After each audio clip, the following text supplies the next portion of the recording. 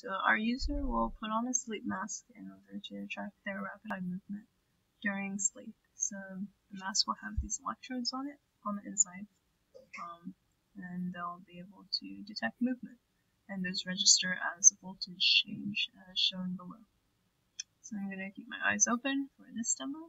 I'm going to look to the left, then to the center, to the right, back to center, up, back to the center, and then down, and center. This also works with the eyes closed. So I'm going to go left, center, right, up, center, right, center, and then down, and back to center. And since our product aims to track rapid eye movement, I can sort of emulate that right now. So I'm going to close my eyes, and then move my eyes around randomly,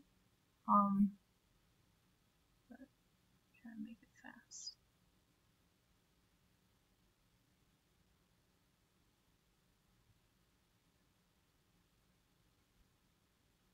So that would simulate rapid eye movement, and hopefully we can keep track of that with our device.